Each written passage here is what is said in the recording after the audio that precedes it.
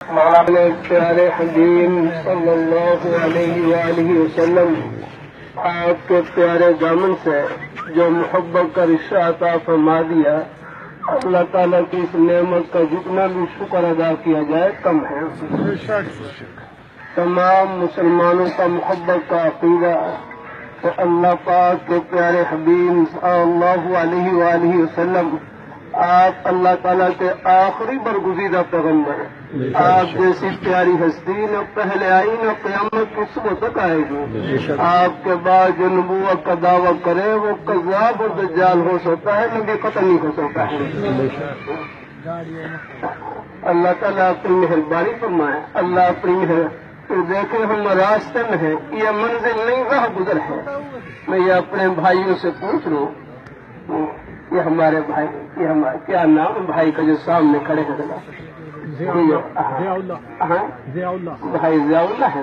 بھائی ضیاء اللہ اپنے بھائی محبت سے بدلائیں، گھر کہاں پر ہے اپنے بھائی کا؟ محبت سے بدلائیں۔ نہیں، سیال کوٹ میں گھر نہیں، یہ تو آپ نے بڑا نزدیک ہے، بدلا دیا رقم ہے۔ اب اور سوچو کہاں پر ہے، یہ پورا مجمع بتلائے کہاں پر ہے گھر؟ پہنچے ہیں گھر یا رکھنا، سیال کوٹ میں کہاں گھر؟ جہاں سے جنازہ نکلا وہ کیا گھر ہے آپ کو؟ گھر ہمارا اوپر، ساتھ میں آسمان سے اوپر عرش معلیٰ کے نیچے جنت، گھر وہاں پر ہے جہاں امریکہ کے ہوائی جہاز نہیں پہنچ سکتے، حضور کے مبارک قدم وہاں پر پہنچتے ہیں۔ یہ ہے گھر آپ کو یاد رکھنا ہے۔ حضرت بلال رضی اللہ تعالیٰ عنہ مکہ مکرمہ میں فرش پر چل رہے اور حضور جنت میں ان کے قدموں کی آہٹ سن رہے۔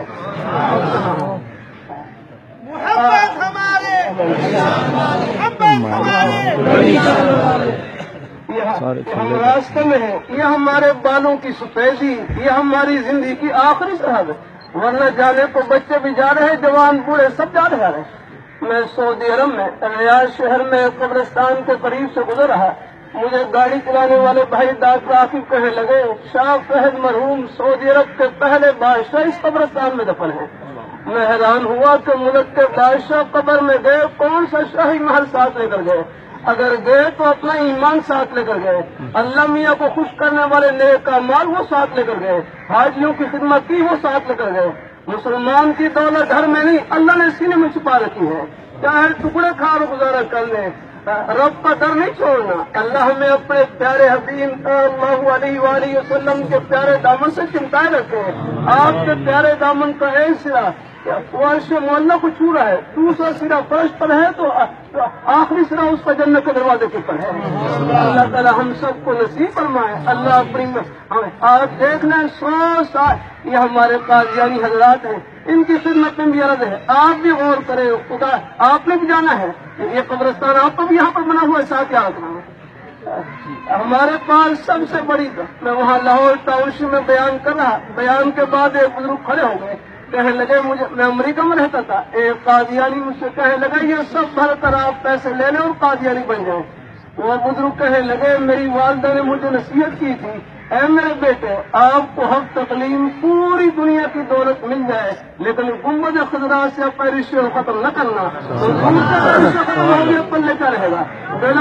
مسلمان کتنا ہی گنہگار کیوں نہ ہو، اس کے پاس اللہ تعالیٰ کی رحمت کی امید کا اول آخری سہارا، وہ حضور کی محبت کا سہارا، آپ کی ختم نبوت کا سہارا، یہ سہارا چھن گیا تو پلے کچھ نہیں آتا۔ اللہ تعالیٰ اپنی ہے۔ آخر میں ایمان کی تقویت کے لیے سنا دوں، یہ سناتا رہتا ہوں، ابھی 1.5-2 ماہ قبل سعودی عرب میں ریاض شہر میں، یہ نجد کا علاقہ، یہاں سے یمامہ کا میدان 90 یا 100 کلومیٹر کے فاصلے پر ہے۔ ہم جمعرات کو فجر کی نماز پڑھ کر روانہ ہوئے، پہلے اس سفر میں تقریباً پونا گھنٹہ سفر کرنے کے بعد اللہ تعالیٰ نے یمامہ کے میدان میں پہنچا دیا۔ یہ وہی میدان جہاں آج سے 1400 سال پہلے صحابہ کرام نے اللہ پاک کے پیارے حبیب صلی اللہ علیہ وآلہ وسلم آپ کی عظمت عقیدہ ختم نبوت کا تحقق کرتے ہوئے 1200 صحابہ کرام نے جام شہادت نوش کیا، سب یہی آرام فرما، اور مسلمہ کذاب کا قلعہ کما کیا اور چڑھ کاٹی۔ 70 بدری صحابہ اس میدان میں شہید ہوئے، 700 حافظ قرآن صحابہ اس میدان میں شہید ہوئے، بہت بڑی قربانی لگی۔ ہمارے رہبر کے ڈاکٹر خالد صاحب انہوں نے عجیب بات بتلائی، فرمانے لگے یہاں سڑک کے لیے کھدائی کر رہے تھے، کھدائی کے دوران بعض صحابہ کرام کی قبریں ظاہر ہو گئی، کھل گئی۔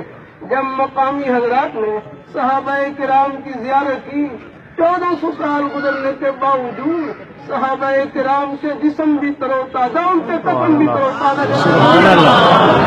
شہدائے ختم نبوت، شہدائے جنگ یمامہ، آپ حضرات اللہ تعالیٰ کو شکر ادا کریں کہ اس اندھیرے کے دور میں اللہ نے ہماری نسبت اپنے پیارے حبیب صلی اللہ علیہ وسلم کے پیارے دامن سے نصیب فرما دی۔ اللہ تعالیٰ کی اس نعمت کا جتنا بھی شکر ادا کیا جائے کم ہے۔ اللہ تعالیٰ سب کو نصیب فرمائے، آمین آمین۔